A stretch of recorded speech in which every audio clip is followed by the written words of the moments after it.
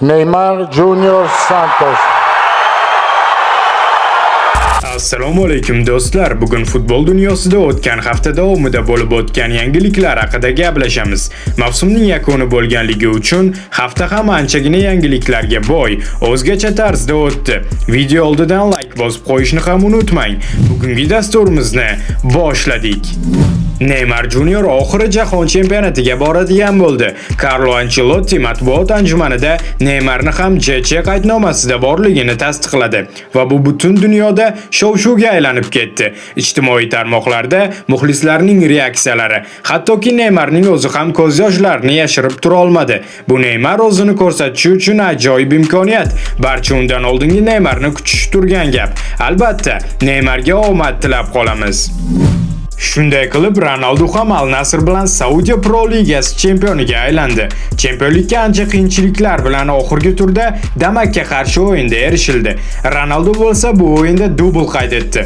Ikkinchi golni urishdan oldin prime davriga qaytib qoldimi deyman, gol juda ajoyib tarzda kiritildi. Ronaldo jahon chempionatiga ancha yaxshi kayfiyatda boradigan bo'ldi. Sizningcha u jahon chempionatini ham yuta oladimi? Fikrlaringizni izohlarda yozib qoldiring.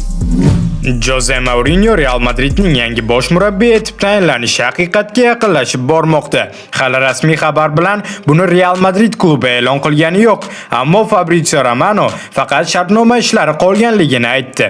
Qolaversa, madridliklarning Bilbaoga qarshi bo'lib o'tgan o'yinida Carvajal va Alaba ham Real bilan xayrlashdi. Carvajal ancha yillardan beri Realda to'p surayotgandi va Real bilan ancha sovrinlarni qo'lga kiritgandi.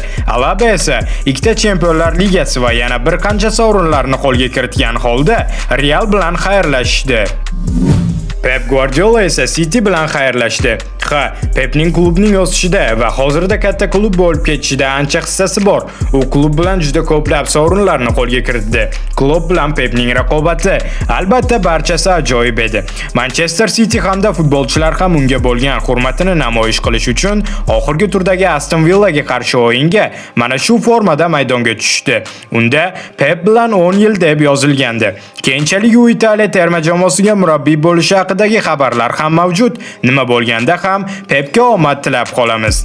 Cityga esa Pepning shogirdi deymizmi, Enzo Maresca bosh murabbiy bo'lishi kutilmoqda. Bundan tashqari, City bilan Bernardo Silva hamda John Stoneslar ham xayrlashdi. Ikkisi ham ancha yillar davomida Cityda ajoyib o'yinlar ko'rsatishgan va ko'plab sovrinlarga erishgandilar. Bunday olib qarasak, Cityda yangi davr boshlanmoqda. Ya'ni yoshlar bilan va bu tarkibning eng asosiy qismlaridan biri Husanov bo'lishini ham kutib qolamiz. Michael Carrick Manchester United bilan 2028-yilgacha shartnoma imzoladi va endi rasman klubning bosh murabbiyi etib tayinlandi.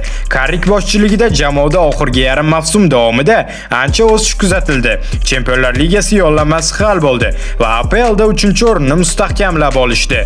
United yarim himoyachisi Bruno Fernandes esa Premier Ligada mavsum futbolchisiga aylandi. Bruno mavsum davomida 21 ta assist bilan APLda mutlaq rekordchiga aylanib oldi va 9 ta gol urib, jamoasining g'alabalariga ancha hissasini qo'shdi. Klubning lideriga aylandi va katta ehtimol bilan u bu mavsumda bu sovringa loyiq edi.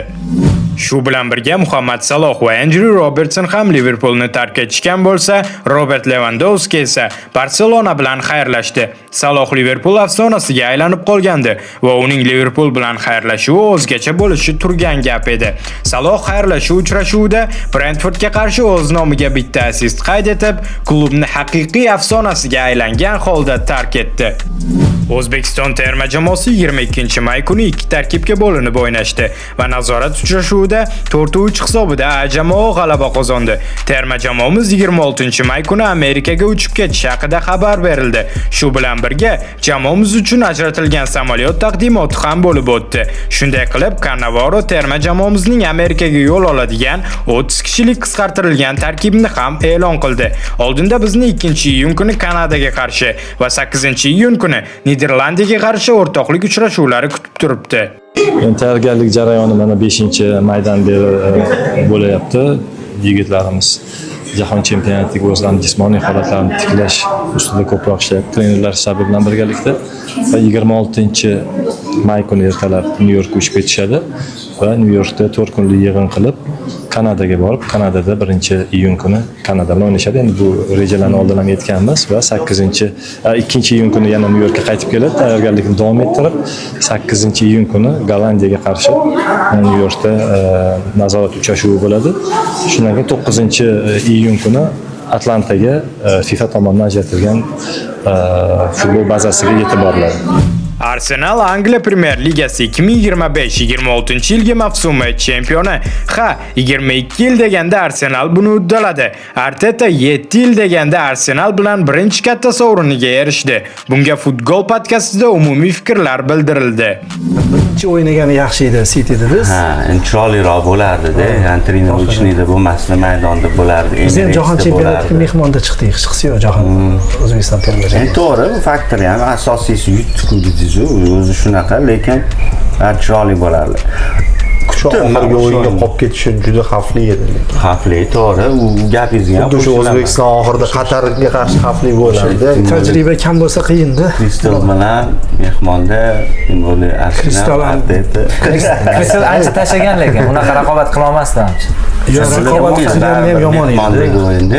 Asabiy. Ataylar ham London bir-birini yomon ko'radi. Endi o'tda yana bitta faktor bor ekan, Kristal bilan o'ynadi. Bungacha qolmadi. Agar endi bu fakt baribir ishlaydi. Chempion bo'ladigan bo'lsa, Arsenal 10 million beradi Kristalga ezi uchun. Va Arsenal futbolchilari so'nggi turda Crystal Palace'ga qarshi bo'lib o'tgan o'yinda APL kubogini boshlari uzra ko'tarishdi. Oldinda Chempionlar Ligasi finali, raqib PSG. Albatta ancha qiyin o'yin bo'lishi turgan gap. Sizningcha qaysi klub Chempionlar Ligasini qo'lga kiritadi? Tarixda ilk bor Arsenalmi yoki ketma-ket ikkinchi bor PSJmi? Fikrlaringizni izohlarda yozib qoldiring. Shunday qilib bugungi dasturimiz ham yakunlanmoqda. Agarda kontent sizga yoqqan bo'lsa, videoga like bosishni va sahifamizga obuna bo'lishni ham unutmang. Keyingi ko'rsatuvlarda ko'rishguncha sog' bo'ling, salomat bo'ling.